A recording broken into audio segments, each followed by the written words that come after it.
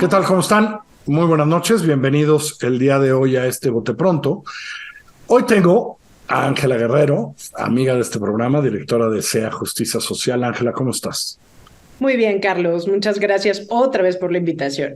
No, hombre, vamos a hablar de un tema que de repente en este país esos temas se olvidan, pero les voy a contar. Ángela me había contado que ella acompaña, y hace mucho tiempo, que acompaña a diferentes personas que están en reclusión para tratar de ayudarlas y que tengan una vida digna y que a la hora de reintegrarse a la sociedad, pues se haya hecho lo suficiente para que se reintegren, etcétera. Y me contó hace unas semanas que algo estaba pasando en estos años en las prisiones, es decir, que mujeres que de repente exigían ciertas cosas que no pasaban en donde estaban recluidas, de repente sospechosamente las trasladaban a otro, a kilómetros y kilómetros y kilómetros, y las llevaban a otro, ¿no?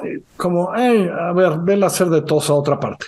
Bueno, a partir de todos estos seguimientos de ciertas mujeres recluidas, la semana pasada SEA Justicia Social, junto con otras organizaciones, además apoyadas en recomendaciones, imagínense, de nuestra Comisión Nacional de Derechos Humanos, para cómo está, diciendo, algo está pasando en un reclusorio que por muchos años se había presumido como, oigan, el de mujeres el mejor es ese, no sé qué, no sé cuánto. Están pasando cosas graves. Ahora, Ángela, ¿me puedes corregir en todo lo que dije y empieza a contarlas? Claro que sí, Carlos. Esta historia es en realidad la historia de muchas de las mujeres que se encuentran recluidas en nuestro país. Al norte del país, nosotras empezamos a hacer un acompañamiento con mujeres que se encontraban recluidas en una de las cárceles más complicadas en el norte, específicamente en Sonora. Y lo que empezamos a identificar es que estas mujeres pues tenían grandes necesidades de salud. A partir de un taller y de varias actividades que empezamos a realizar, ellas mismas deciden emprender pues una exigencia bien básica, que era tener derecho a la salud. No se estaba hablando de que salieran de los centros penitenciarios ni de nada de eso. Estaban hablando de tener un consultorio médico. Ahí donde están y ellas entienden, están recluidas por buenas o malas razones, lo que sea. Yo aquí estoy. Quiero un consultorio médico.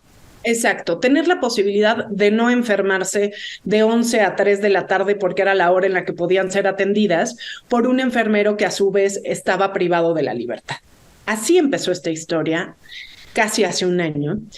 Y una vez que hicieron esto, curiosamente, a las 3 o 4 semanas, un grupo de ellas fueron trasladadas al único centro federal de mujeres que se encuentra en Morelos. A ver, pero quiero empezar por aquí. Tú estás en Sonora, estás acusada de un delito del fuero común, por eso estás en Sonora, ¿no? Eso quiere decir que tu familia te puede ir a ver, que tu familia te puede, ¿no? Todo eso. Eres cabeza de familia, porque trabajas adentro. Trabajas adentro, eres cabeza de familia. Y de repente llegan y te dicen, ¿qué crees? Te vas a ir a Morelos. Uh-huh. Eso es, o sea, eso es la destrucción de muchas cosas, ¿no? No, por supuesto.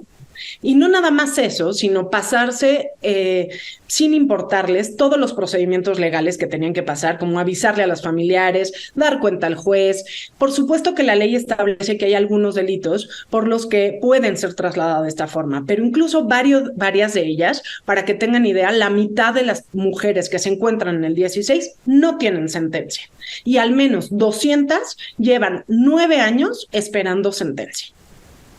200 de ellas llevan 9 años esperando sentencia. Me gusta recordar esto porque se nos olvida más en estos ambientes, en los políticos en los que vivimos. Dice la Constitución que nadie es culpable hasta que no haya sido sentenciada como culpable nada más lo recuerdo, por un juez. Llevan 9 años constitucionalmente inocentes encerradas ahí.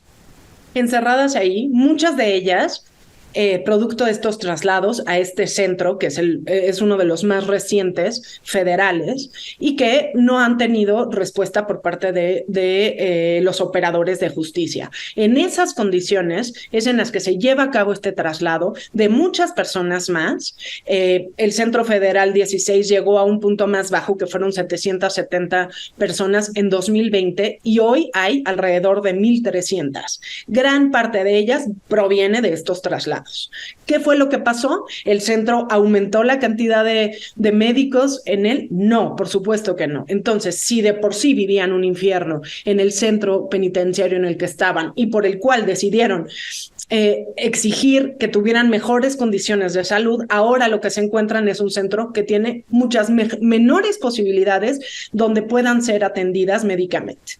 Incluso han tenido intoxicaciones masivas que fueron documentadas en su momento por la Defensoría Federal y por la Comisión Nacional de Derechos Humanos, y donde el resultado es pues que básicamente el problema de la alimentación sigue siendo casi el mismo, donde hay poca ración de comida y donde ahora sí no hay manera de entrar y no hay manera de documentar, porque es uno de los centros más aislados del país. A ver, ¿tú tienes alguna duda de que en particular las mujeres a las que ustedes estaban acompañando fueron elegidas para este traslado porque habían levantado la mano y la estaban haciendo de tos en Sonora? Porque además entiendo que algo hicieron en Sonora para medio arreglar las cosas, ¿no? Así es. No, es decir, que esa exigencia y esa tal medianamente funcionó y ahí corrigieron un par de cosas y tal, pero ¿tú tienes alguna duda que fue una especie de castigo por... Déjame hablar como hablamos todos los días, por haberla armado de tos?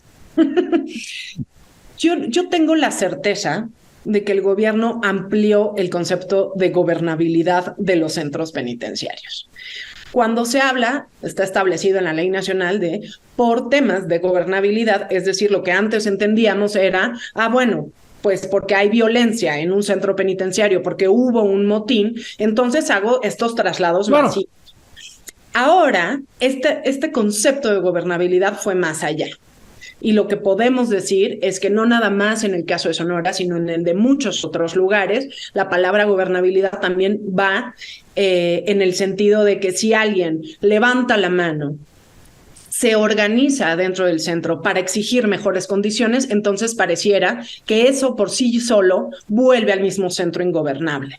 Entonces, lejos de resolver las problemáticas que tienes en los centros estatales, lo que haces es trasladar el problema para que vuelva a ser gobernable en el sentido en el que lo tenías antes, para que vuelva a haber gobernabilidad a partir de la insuficiencia de servicios, de la insuficiencia de médicos y, por supuesto, para mantener los esquemas graves de corrupción, de exclusión y de pocas posibilidades de reinserción social como se tienen actualmente.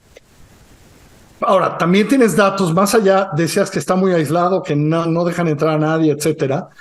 Tienes datos que el Ceferezo 16, que es exclusivo para mujeres en Morelos, bueno, entonces eso ya me diste un primer dato, subió que 40% población en 3 años, eso no lo arregla nadie, pues eso no está fácil. Pero sí tienes datos de que también que ese Ceferezo, entre otras cosas por sobrepoblación, está sufriendo y están sufriendo las reclusas. No hay sobrepoblación en este momento. No hay. Okay. No hay. Todavía tiene espacio para recibir alrededor de 900 mujeres más. Bueno. Okay. Pero eso no puede ser la razón para estar haciendo la cantidad de traslados que se están realizando. Y además, sin tomar en cuenta las condiciones de estas mujeres, que repito, casi la mitad de las mujeres que se encuentran ahí no tienen sentencia. 200 llevan más de 9 años esperando una. Y ojo, más del 90% son madres de algún menor de edad. Que no en Sonora, Ángela, en Sonora. Es decir, estas mujeres que me contaste, sus hijos están en Sonora, ¿no? Claro, y así están en Veracruz. Y en Veracruz o en Colima o donde sea. En cualquier lugar. 9 de cada 10 mujeres que se encuentran en ese centro no tienen acceso a ver cómo está su hijo, cómo va, porque además el centro, dado que está absolutamente aislado, es el que tiene más retos en términos de comunicación. Entonces, poder hacer una llamada una vez a la semana, tener visita una vez cada 11 días, pensar que para los familiares que vienen del norte a Morelos, les cuesta alrededor de 14,000 pesos irlas a visitar. Y que estamos hablando que la gran mayoría de las mujeres que se encuentran ahí tienen pocas posibilidades económicas y que muy probablemente pues sus casos no han sido resueltos de la mejor forma. Esas son las condiciones de estas invisibles de las invisibles, ¿no? No, las invisibles de las invisibles. Me decías, bueno, ya pasó. ¿Cuántos cientos quedaron intoxicadas por la calidad de la comida el año pasado? Me parece que alrededor de 500.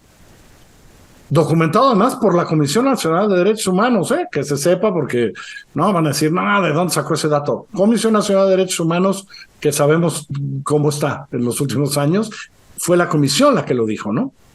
Fue la comisión, fue en su momento también la defensoría, pero no solo eso, o sea, también los propios familiares que pues no tuvieron respuesta por parte del propio gobierno federal al momento, ¿no? Y que esto es bien interesante, Carlos, porque normalmente cuando existen estos motines, estas intoxicaciones, ¿qué es lo que sucede? Los centros federales de hombres se llenan de personas afuera exigiendo respuesta. En el caso de las mujeres, quiero saber cuántas personas estuvieron afuera exigiéndolo. Ninguna, y no porque no les interesen sus familiares, sino porque no pueden llegar a visitarlas. Esa es la problemática. Es increíble. Esto que estás diciendo es parte del país en el que vivimos, pero de ese país que no quisiéramos vivir. Es decir, claro, tienes toda la razón. Imagínate que esto pasa en un centro federal, en Almoloya, ¿no? Que se intoxican 400 personas por la cantidad. O sea, hay una hay un alboroto de días y días y qué pasó y quién es el responsable. Acá nos enteramos de nada. No nos enteramos de nada más que lo que la comisión pudo documentar, donde hay una recomendación, ¿no? Muy, muy específica, donde tenemos que revisar pues cómo es que si algo cambió, si la alimentación cambió. Hasta este momento nosotras lo que podemos decir es disminuyeron la cantidad de alimento que se les da, tanto en el desayuno, en la comida como en la cena, y no ha necesariamente mejorado.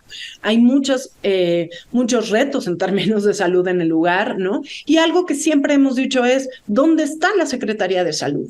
¿Dónde está? ¿Por qué no está atendiendo a las personas que están adentro? ¿Por qué no están revisando a las mujeres que están ahí?